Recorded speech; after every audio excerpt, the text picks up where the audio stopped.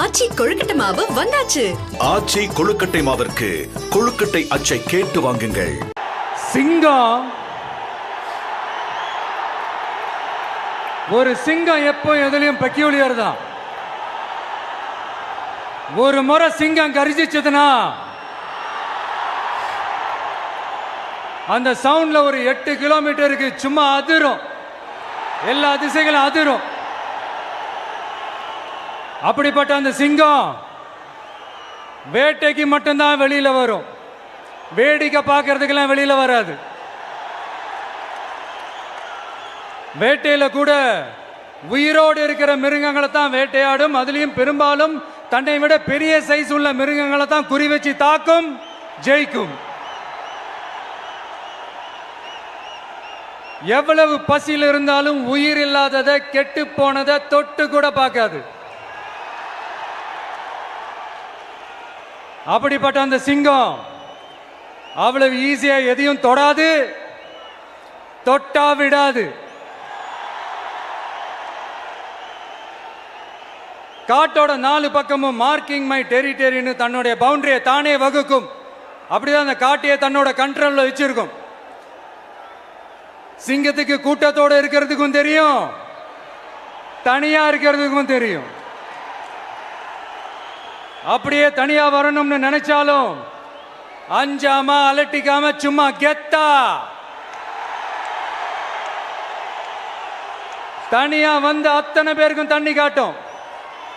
எப்போ எதுலயும் தன்னோட தனித்தன்மையை இழக்கவே இழக்காது. Yes, a lion is always a lion.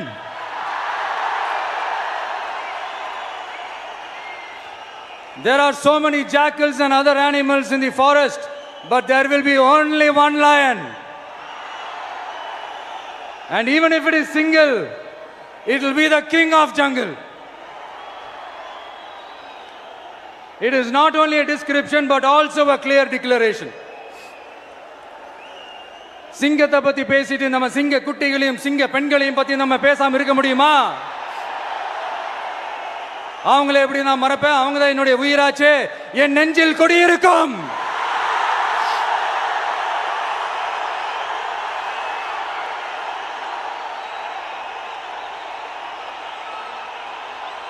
என்னுடைய தோழர்களுக்கும் தோழிகளுக்கும்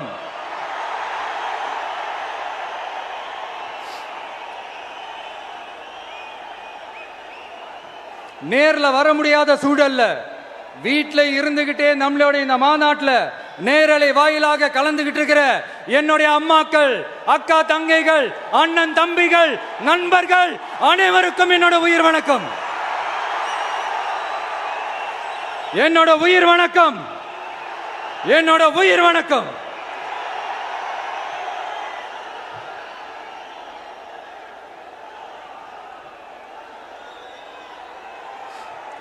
வீரம் விளையும் மாமதுரை மண்ணை வணங்குகிறேன். இந்த மதுரைனாலே உடனே ஞாபகத்துக்கு வரது சீறி பாஞ்சி துள்ளி குதிக்கிற யாருக்கும் அடங்காத காளைகள் விளையாடுற அலங்காநல்லூர் ஜல்லிக்கட்டு தான். நம்ம வைகை ஆறுதான் அழகர் ஆத்துல இறங்குற வைபவம். மதுரை மீனாட்சி அம்மன் இந்த மண்ணோட உண்மையான குணம், உணர்வு பூர்வமான மண் இது. அது மட்டும் இல்ல, இந்த மண்ணில் வாழ்ற மக்களும் அப்படித்தான் உணர்வு பூர்வமான ஆளுங்க. நான் இந்த மண்ணில் கால் எடுத்து வச்ச உடனே ஒரே ஒருத்தரை பத்தி தான் மனசுக்குள்ள ஓடிக்கிட்டே இருந்தது. அவர் யாருன்னு உங்களுக்கும் தெரிஞ்சிருக்கும். சினிமானாலும் சரி, அரசியல்னாலும் சரி, நமக்கு ரொம்ப ரொம்ப பிடிச்சது புரட்சி தலைவர் எம்ஜிஆர் அவர்கள் தான். அவரோட பழகிறதுக்கு எனக்கு வாய்ப்பு கிடைக்கல. ஆனா அவரை மாதிரியே குணம் கொண்ட என்னுடைய அண்ணன் புரட்சி கலைஞர் கேப்டன் விஜயகாந்த் அவர்களோட பழகிறதுக்கு எனக்கு நிறையவே வாய்ப்பு கிடைச்சது. அவரும் இந்த மதுரை மண்ணை சேர்ந்தவர் தானே, அவரை மறக்க முடியுமா?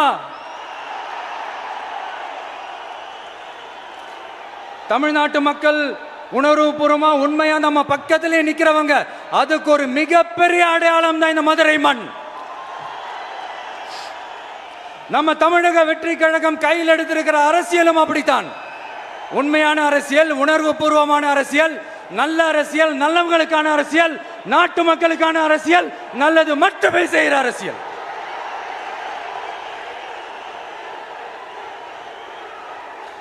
இதோ நம்மளுடைய இந்த இரண்டாவது மாநில மாநாடு வாகை சூடும் வரலாறு திரும்புகிறது. அப்படி இந்த மாநாட்டுக்கு பேர் வச்சிருக்கிறோம். 1967 1977 நம்ம தமிழக அரசியல் ஒரு மிகப்பெரிய ஆட்சி அதிகார மாற்றங்கள் ஒண்ணு நடந்துச்சு இல்லையா? அதே மாதிரிதான் அடுத்த வருஷம் 2026 அப்படி ஒரு வரலாறு திரும்ப போகுதுன்னு உறுதியா சொல்றதுக்கான மாநாடு தான் நம்மளோட இந்த இரண்டாவது மாநில மாநாடு. விக்கிரவாண்டி விசாலையில் நம்மளுடைய ஃபர்ஸ்ட் மாநாடு நடத்தணும், வெற்றி கொள்கை திருவிழா. அதுக்கப்புறமே நீங்க பார்த்திருப்பீங்க, தமிழக அரசியல் அந்த தட்ப வெப்பத்தையே மாத்தினுச்சு. நமக்கு எதிராக எத்தனை குரல்கள். ஆனா உங்களுக்கு தான் நம்மளை பத்தி நல்லா தெரியுமே, எந்த குரலையும் காதலையே போட்டுக்காம மக்களோட குரலை மட்டுமே கேட்டுக்கிட்டு நமக்கு எதிராக வர அத்தனை கூக்குரல்களையும் சின்னதா ஒரு சிரிப்போடவே கடந்து வந்திருக்கிறோம். அது இல்லாம நம்ம மாநாட்டில் ஒலிக்கிற இந்த குரல் இந்த ஒற்றை தமிழ் மகனோட குரல் மட்டுமல்ல, ஒட்டுமொத்த தமிழ்நாட்டு மக்களுடைய குரல். தமிழ்நாட்டில் இருக்கிற ஒவ்வொரு வீட்டில இருந்தும் ஒலிக்கிற குரல், ஒட்டுமொத்த உலகெங்கும் வாழும் ஒவ்வொரு தமிழ் வீட்டிலிருந்தும் எழும் குரல். இந்த சினிமா என்கிற மாபெரும் கலை ஆயுதத்தின் வாயிலாக சாதி, மதம், இனம், பாலினம், மொழி கடந்து இந்த நாட்டின் மூளை முடுக்கெங்கும் ரசிகர்களாக இருந்து தோழர்களாக நம்மோடு பயணிக்க துவங்கியுள்ள அனைவரோடும் இணைந்த ஒவ்வொரு மனிதருக்காகவும் ஒலிக்கிற உரிமை குரல். மாநில உரிமைக்காக, பெண் உரிமைக்காக, சமூக நீதிக்காக, சமநீதிக்காக, மதச்சார்பின்மைக்காக உண்மையா ஒலிக்கிற குரல். அதனால் இந்த குரலுக்கு எதிராக இன்னும் இன்னும் எத்தனை எத்தனை குரல்கள் வந்தாலும் ஓங்கி ஒலிக்குமே தவிர ஒரு நாளும் ஓயவே ஓயாது. Yes, it is an unstoppable voice, an unstoppable force.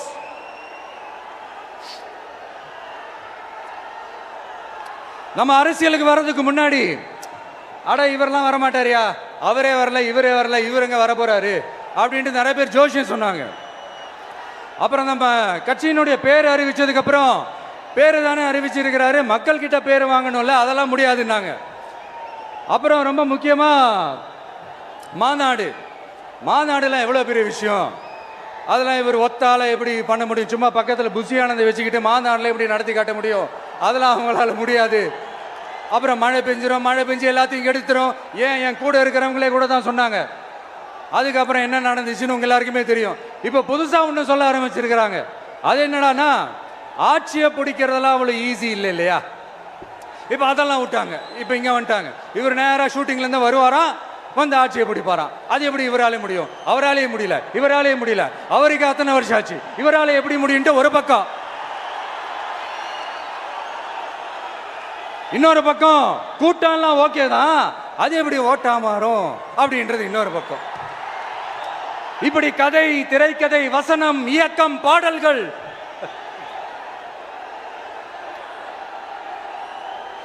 அதனால இந்த அரசியல் ஆய்வாளர்களுக்கு நான் சொல்றதெல்லாம் ஒண்ணுதான், நல்லா கேட்டுக்கங்க. இந்த விஜய் ஏதோ இந்த பல லட்சம் பேர் கூடுற கூட்டத்தில் மட்டுமே இருக்கிறாரு அப்படின்னு மட்டும் தப்பு கணக்கு போட்டாதீங்க. ஏன்னா நம்மளுடைய இந்த கூட்டம் வெறும் ஓட்டா மட்டும் இல்லைங்க, வரப்போற தேர்தலில் மக்கள் விரோத ஆட்சியாளர்களுக்கு நாம வைக்க போற வேட்டா, நம்மளை கோட்டைக்கு அனுப்ப போற ரூட்டா இருக்க போதுன்னு சீக்கிரமாவே தெரிஞ்சுப்பீங்க. ஏன்னா கோடிக்கணக்கானவங்களோட ஹார்ட்லயும் வீட்லயும் ஏற்கனவே ஆல்ரெடி உயிரா, உணர்வா, உறவா இருக்கிறோம். நம்மளுடைய கனெக்ட் எல்லாம் வெறும் மக்களோட மட்டும்தான். நாம யாருன்னு அவங்களுக்கு தெரியும், அவங்க யாருன்னு நமக்கு தெரியும். நாமளும் நம்ம மக்களும் எப்படி இருக்கிறோம்னு எதிரிங்களுக்கு நல்லாவே தெரியும். இருந்தாலும் இந்த விஜய் எதுக்குப்பா வந்திருக்கிறாரு, இவர் என்ன புதுசா என்ன திட்டம்லாம் சொல்லிட்டாரு அப்படின்னு வேற நிறைய கேள்விகள். இந்த சொல்றேன் தெரிஞ்சுக்கங்க.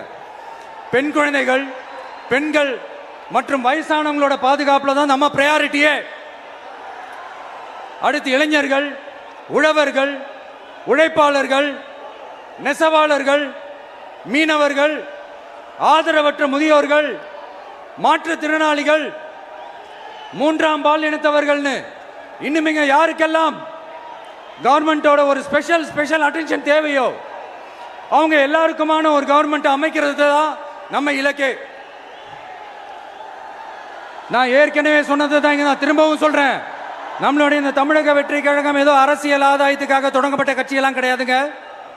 கொள்கை கோட்பாடுகளோடு தந்தை பெரியார், பெருந்தலைவர் காமராஜர், அண்ணல் அம்பேத்கர், வீரமங்க வேலு நாச்சியார், மக்கள் சேவகர் அஞ்சலை அம்மாள், நம்மளுடைய 5 கொள்கை தலைவர்களோட வழிகாட்டுதல்களோடு தொடங்கப்பட்ட கட்சி. நம்ம ஸ்டாண்ட்ல நாம எப்பவுமே ஸ்ட்ராங்கா தாங்க இருக்கிறோம். அதுல எந்த மாற்றத்துக்கோ எந்த சமரசத்துக்கோ துளி கூட இடமில்லை. நம்மளுடைய ஒரே கொள்கை எதிரி பாஜக தான்.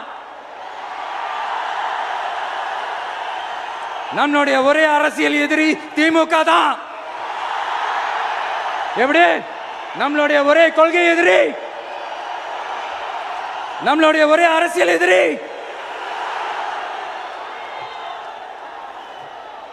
ஏதோ அண்டர் கிரவுண்ட் ஆதாயத்துக்காக டீல் போட்டுக்கிட்டு டீல் பேசிக்கிட்டு இந்த அலையன்ஸ் வச்சுக்கிட்டு இந்த ஊரை ஏமாத்துற கட்சி எல்லாம் நம்ம டிவிக்கே கிடையாதுங்க. யாருக்காகவும் எதுக்காகவும் எந்த பயமும் கிடையாது. மாபெரும் பெண்கள் சக்தி நம்மளோட இருக்கிறாங்க, மாபெரும் இளைஞர்கள் சக்தி நம்மளோட இருக்கிறாங்க, ஒட்டுமொத்த தமிழ்நாட்டு மக்களுடைய சக்தி நம்மளோட நிக்கிறாங்க. அப்படி இருக்கும்போது இந்தியாவில் இருக்கிற எல்லா ஸ்டேட்லயும் வாழ்ற நம்ம தமிழ் நெஞ்சங்கள் மட்டும் இல்ல, உலகம் பூரா 100க்கும் மேலான நாடுகள்ல வாழ்ற நம்ம தாய் தமிழ் உறவுகள் எல்லாருமே என்ன விஜய் தளபதி விஜய் இல்லனா விஜய் தளபதி இப்படி சொந்தம் கொண்டாடுற கோடிக்கணக்கானவங்களோட அன்பு மாசியும் நம்மளோட இருக்கும்போது, இவங்க எல்லாருமே நம்மளோட நிற்கும் போது எதுக்குங்க இந்த பாசிச பாஜகவோட நேரடி கூட்டணியோ இல்ல மறைமுக கூட்டணியோ உறவு வச்சுக்க? நாம என்ன உலகமாக ஊழல் கட்சி? என்ன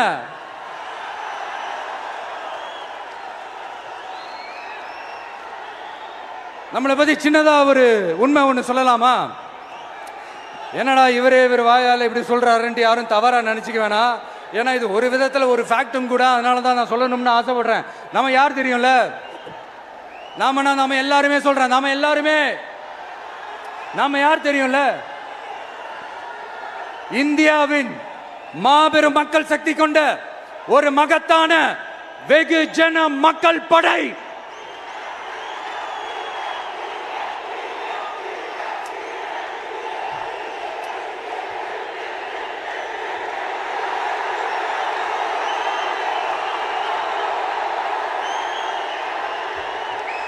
அதனால நம்ம தலைமையில நாம் அமைக்க போற இந்த உண்மையான மக்களாட்சிக்கான அச்சாரமாக மாபெரும் மக்கள் சக்தியே அணி அணியாக நம்மளோட திரண்டு நிக்கிறப்போ இந்த அடிமை கூட்டணியில சேர வேண்டிய அவசியம் நமக்கு இருக்குங்க.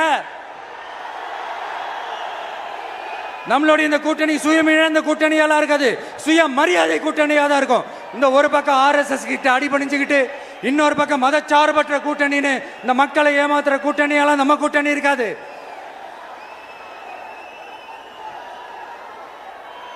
நான் இப்பவும் சொல்றேன், நம்மளை நம்பி வர்றவங்களுக்கு ஆட்சியிலும் அதிகாரத்திலும் உறுதியாக பங்களிப்பு செய்யப்படும். உடனே இந்த கேள்விகள்லாம் வரும். அப்ப யாரு கூட்டணி, யாரு வரா, யாரு போறா, இந்த கேள்விகள்லாம் வரும். இந்த கேள்விகளுக்கெல்லாம் ஒரே ஒரு பதில் தான், சஸ்பென்ஸ்ல சஞ்சாரம் செய்யுங்க. ஆனா ஒண்ணு, 2026ல 2 பேருக்கு நடுவுல தான் போட்டியே. ஒன்னு டிவிகே, இன்னொன்னு டிஎம்கே. இந்த போட்டி எப்படி இருக்க போதுன்னா, இந்த அலையன்ஸை வச்சு எப்படியாவது நம்ம தப்பிச்சிடலாம். என்ன இந்த பழைய இந்த மேத்தமேட்டிக்ஸ் அரித்மேட்டிக்ஸ் இதெல்லாம் வச்சு எப்படியாவது நம்ம தப்பிச்சிடலாம் அப்படின்னு நினைக்கிறவங்களோட அந்த கனவு ஒரு நாளும் மைப்படாது. சரி, இப்ப நம்ம வேற ஒரு ஏரியாவுக்கு ஒன்று வருவோம். எதிர்காலம் வரும், என் கடமை வரும், இந்த கூட்டத்தின் ஆட்டத்தை ஒழிப்பேன்.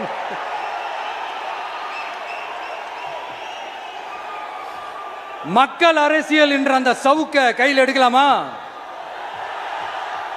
யாருக்கு எதிரானு தானே கேட்குறீங்க? வேற யாரு? மறைமுக உறவுக்காரர்களான பாசிச பாஜகவும் பாய்சன் திமுகவும் தான். மாண்புமிகு பிரதமர் நரேந்திர மோடிஜி அவர்களே,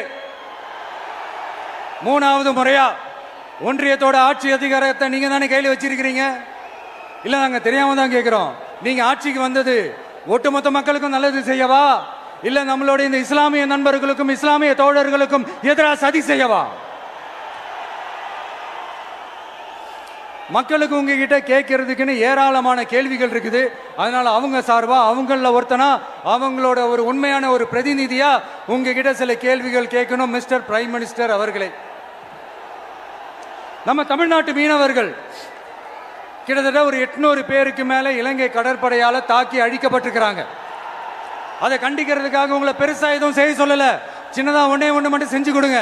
இனிமேலாச்சும் எங்களுடைய மீனவர்கள் பாதுகாப்பா இருக்கிறதுக்காக இந்த கச்சத்தீவை இலங்கை கிட்ட இருந்து மீட்டு கொடுத்துருங்க, அது போதும். உங்களுடைய இந்த முரட்டு பிடிவாதத்தால நீங்க நடத்துற இந்த நீட்டு தேர்வு, அதனால இங்க என்னென்ன நடக்குதுன்னு சொல்றதுக்கே மனசு வலிக்குது. அதனால அந்த நீட்டு தேர்வு தேவையில்லைன்னு அறிவிச்சிருங்க, அது போதும். சேவீர்களா திரு நரேந்திரபாய் தாமோதர் மோடிஜி அவர்களே, எங்களுக்கு என்னென்ன தேவையோ என்னென்ன நல்லதோ அதெல்லாம் செய்ய மாட்டேங்கிறீங்க. ஆனா ஆட்சி அதிகாரத்தை மட்டும் கையில வச்சுக்கிட்டு மக்களை ஏமாத்த நேரடியாக ஒரு பாசிச பாஜக அடிமை கூட்டணி ஒண்ணு. அடுத்து உங்களோட இந்த மைனாரிட்டி ஆட்சியை ஓட்டுறதுக்காக மறைமுகமாக RSS அடிமை குடும்பம்னு இன்னொரு கூட்டணி. இப்படி மக்கள் சக்தியே இல்லாத இந்த ஊழல் கட்சிகளை மிரட்டி அடிபணிய வச்சு 2029 வரைக்கும் சொகுசு பயணம் போயிடலாம்னு திட்டம் தீட்டி வச்சிருக்கிறீங்க. அதானே ஜி? என்ன ஜி? ஒண்ணு மட்டும் சொல்றேன், தெரிஞ்சுக்கங்க. என்னதான் நீங்க இந்த நேரடி மறைமுக கூட்டணி குட்டிகரணம் போட்டாலும் தாமரை இலையில தண்ணியே ஒட்டாது. தமிழக மக்கள் மட்டும் எப்படி ஒட்டுவாங்க?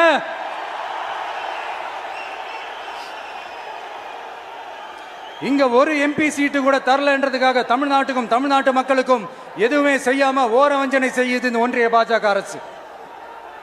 சங்கம் வச்சு தமிழ் வளர்த்த மண் இந்த மதுரை மண். அதனால இங்க அந்த கீழடியில கிடைச்ச ஆதாரங்களை எல்லாம் மறைச்சிட்டு எங்க நாகரிகத்தையும் எங்க வரலாறையும் அழிக்கிறதுக்காக உள்ளடி வேலை செய்யலாம்னு நினைக்கிறீங்க. தமிழ்நாட்டை தொட்ட என்ன நடக்கும் நீங்க பல உதாரணங்கள் இருக்குது.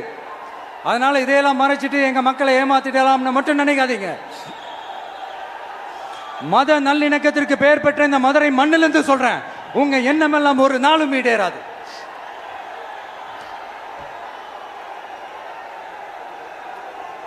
எம்ஜிஆர்னா யார் தெரியும்ல? அவர் மாஸ்னா என்னன்னு தெரியும்ல? அவர் உயிரோடு இருக்கிற வரைக்கும் அந்த சிஎம் சீட்டை பத்தி ஒருத்தராலையும் நினைச்சு கூட பார்க்க முடியல, கனவு கூட காண முடியல.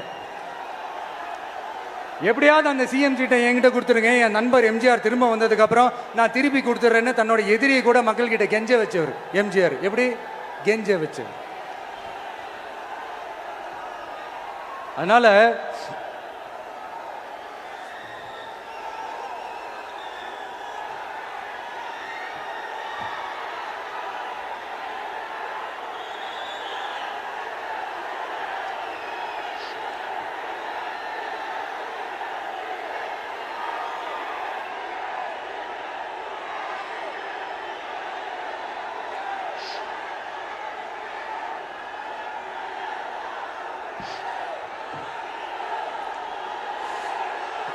ஆனா இப்போ அவர் ஆரம்பிச்ச அந்த கட்சியை, எம்ஜிஆர் அவர்கள் ஆரம்பிச்ச அந்த கட்சியை கட்டி காக்கிறது யாரு? இன்னைக்கு அந்த கட்சி எப்படி இருக்குது அதை நான் சொல்லிதான் உங்களுக்கு தெரியணுமா என்ன? அப்பாவி தொண்டர்கள் அதை வெளியில சொல்ல முடியாம வேதனையில தவிக்கிறாங்க.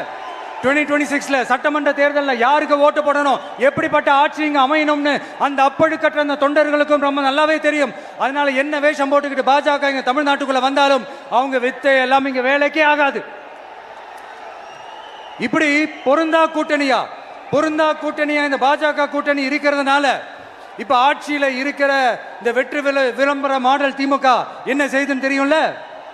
பாஜகவோட உள்ளுக்குள்ள ஒரு உறவை ஒன்று வச்சுக்கிட்டு வெளியில் எதிர்க்கிற மாதிரி அப்படி எதிர்க்கிற மாதிரி ஒரு ட்ராமா ஒன்று பண்ணிக்கிட்டு எதிர்கட்சியாக இருந்தால் போங்க மோடின்னு பலூன் விடுறது, ஆளுங்கட்சியாக இருந்தால் வாங்க மோடின்னு கொடை பிடிச்சிக்கிட்டு கும்பிடு போடுறது. இது மட்டுமா? ஒரு ரைடுன்னு ஒன்று வந்துட்டா போதும், இது வரைக்கும் போகவே போகாத ஒரு மீட்டிங், அதை காரணம் காட்டி டெல்லிக்கு போகிறது, அங்கே ஒரு சீக்ரெட் மீட்டிங் நடத்துறது. நல்லா நோட் பண்ணணும் மக்களே, அந்த மீட்டிங் அப்புறம் இந்த இஷ்யூ அப்படியே காணாமல் போயிருக்குமே. அதே தான் Stalin uncle, what uncle is very wrong uncle.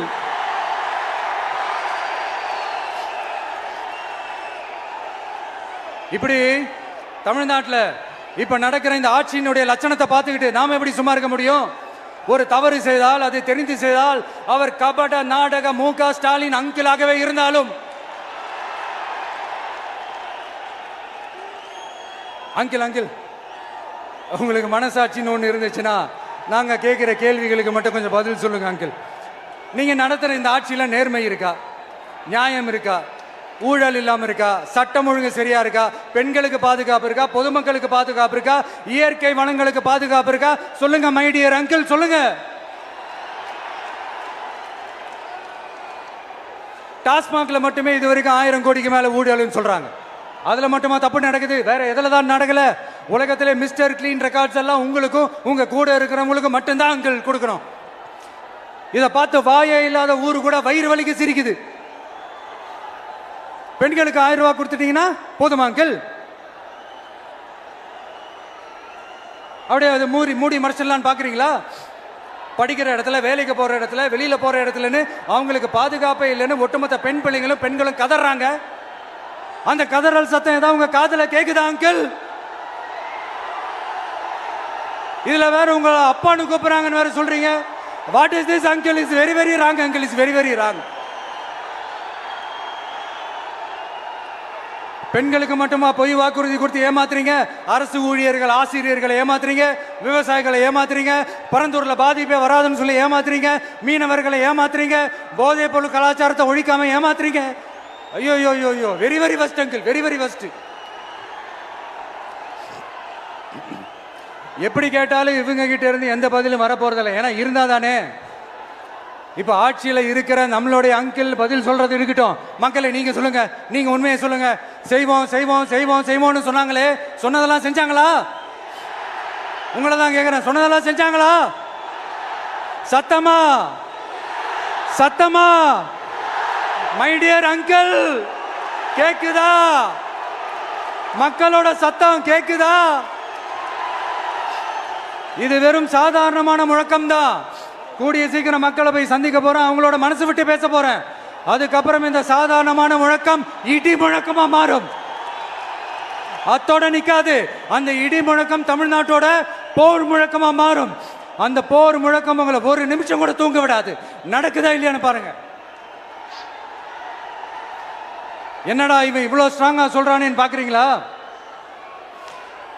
எல்லாரும் கட்சி ஆரம்பிச்சதுக்கு அப்புறம் தான் ஒவ்வொரு வீட்டுக்குள்ளேயும் போறதுக்கு ட்ரை பண்ணுவாங்க. ஆனா நாங்க அப்படி இல்லை. ஒவ்வொரு வீட்டுக்குள்ளேயும் போனதுக்கு அப்புறம் தான் கட்சியாவே ஆரம்பிச்சிருக்கிறோம்.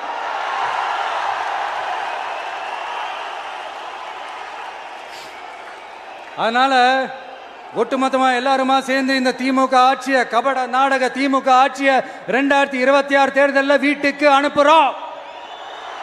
வீட்டுக்கு அனுப்புறோம். என்ன நண்பா, சரிதானே? என்ன நண்பி, செய்வீர்கள் தானே?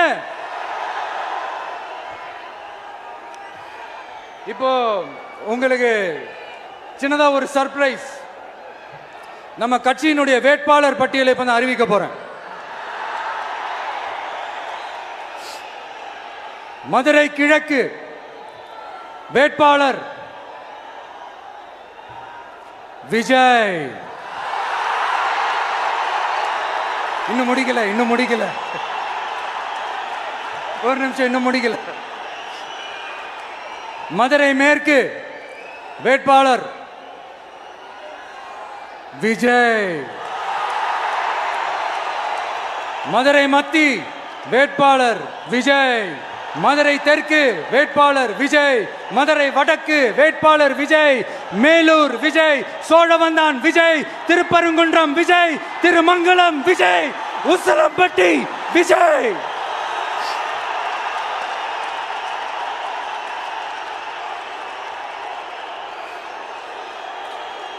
என்னடா எல்லா தொகுதியிலையும் ஒரே வேட்பாளர்னு பாக்குறீங்களா? 234 தொகுதியிலையும் இந்த விஜய் தான், அதாவது உங்க விஜய் தான் உங்க சின்னம். இன்னும் சிம்பிளா சொல்லணும்னா உங்க வீட்டில் இருக்கிற ஒருத்தர் தான் வேட்பாளரா நிக்க போறாங்க. அந்த வேட்பாளரும் நானும் வேறு வேறு இல்லை.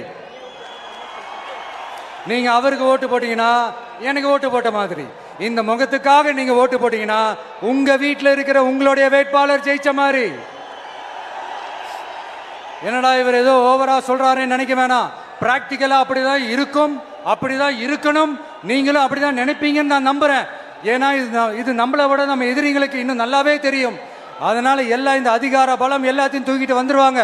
வரட்டும், பார்த்துக்கலாம். TVK will take it, TVK will meet it, TVK will compete with it and TVK will conquer it, TVK will conquer it.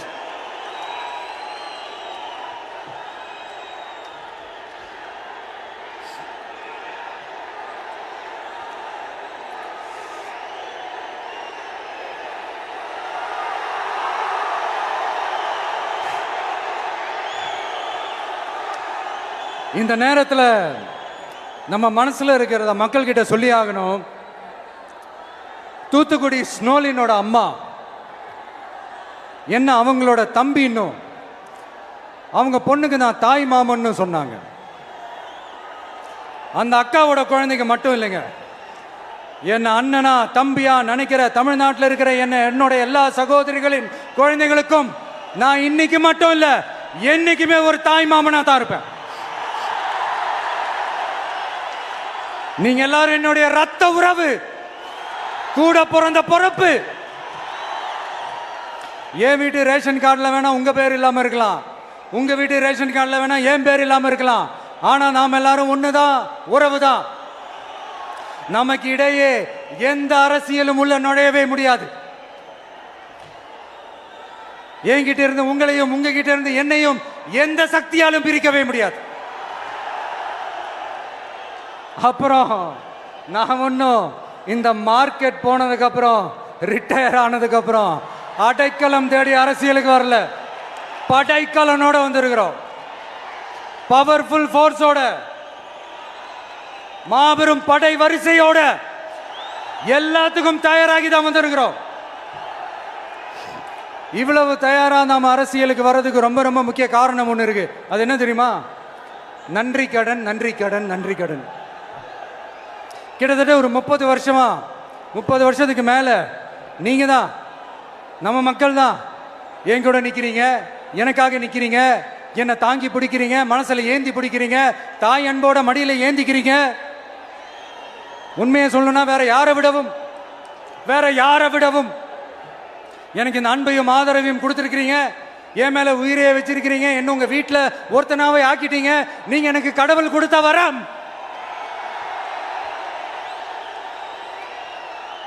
உலகம் பூரா நமக்காக நம்ம கூட நிக்கிற நம்ம மக்களை நான் எப்படி மறப்பேன்? நான் என் லைஃப்ல ரொம்ப உயிரா நினைக்கிறதே பெண்களை, குழந்தைங்களை, இளைஞர்களை, உழைக்கிற மக்களை தான். இவங்க தான் நம்மளோட வகைரா. இதை பார்த்து தான் நம்மளோட எதிரிகளுக்கு பத்தி எரியுது. அதுக்காக நாம் என்ன செய்ய முடியும்? அதனால நம்ம உறவுகளை, சொந்தத்தை, வகைராவை யாருக்காகவும் எதுக்காகவும் விட்டு கொடுக்க முடியாது இல்லையா? Here at this moment among this August gathering, I want to open my heart and say I enjoy people, I respect people, I worship people.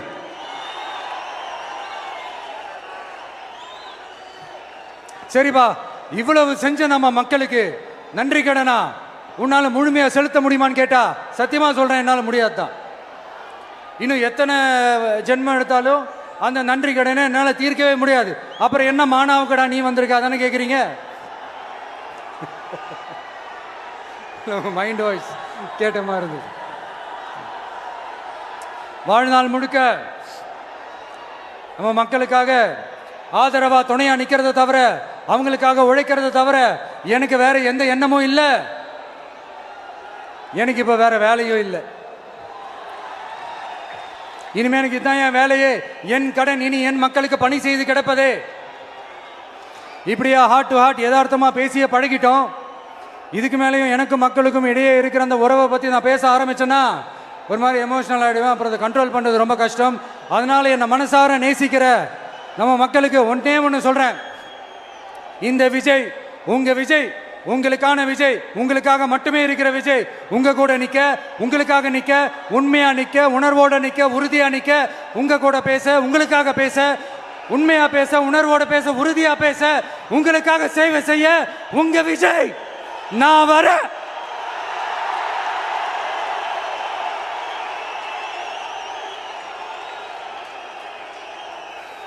சொல்லல முக்கியம், செயல் செயல் செயல் தான் முக்கியம். செய்கை தான் சும்மா சிறப்பா இருக்கணும். நான் ஆட்சிக்கு வந்தேன்னா சும்மா அது செய்வேன், இது செய்வேன், நல்லது செய்வேன், உருட்டுவேன், புரட்டுவேன், அதெல்லாம் கிடையாது. செய்யறதுக்கு நல்லது, செய்யறதுக்கு நல்லது செய்யறதுக்கு மட்டும்தான் இந்த விஜய். அப்புறம் ஒரு அரசியல் தலைவன் அவன் சினிமாக்காரனா, நல்லவனா, கெட்டவனா, இதெல்லாம் தாண்டி அவன் உண்மையானவனா, அதுதான் ரொம்ப ரொம்ப முக்கியம். இது சம்பந்தமா ஒரு குட்டி கதை ஒன்று சொல்றேன்.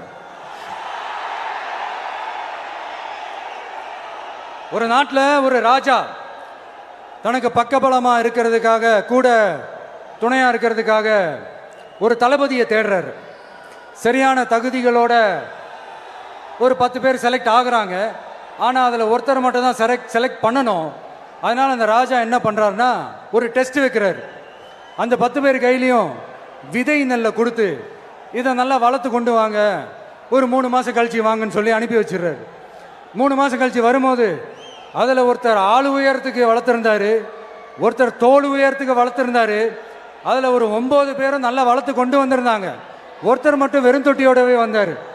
என்னன்னு கேட்டதுக்கு, நானும் தண்ணி ஊற்றி ஊற்றி பார்க்குறேன், உரம் வச்சு வச்சு பார்க்குறேன், வளரவே மாட்டேங்குது ராஜா, என்ன பண்ணுறதுன்னு தெரியலன்னு சொன்னதுக்கு ராஜா அவரை கட்டி அணைச்சிக்கிட்டு, இனிமே நீதான் என்னுடைய தளபதி, எல்லா அதிகாரமும் உனக்கு தான் சொன்னார். ஏன்னா அந்த 10 பேர் கையிலையும் ராஜா கொடுத்தது அவித்த விதை நெல், அது முளைக்கவே முளைக்காது. அந்த 9 திருட்டு பயலும் என்ன பண்ணியிருக்காங்கன்னா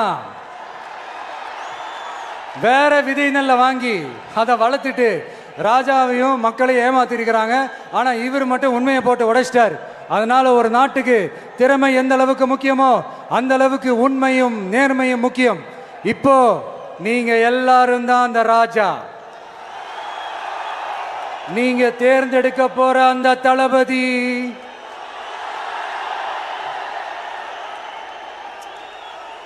சும்மா சினிமாக்காரன் சினிமாக்காரன் சினிமாக்காரன்.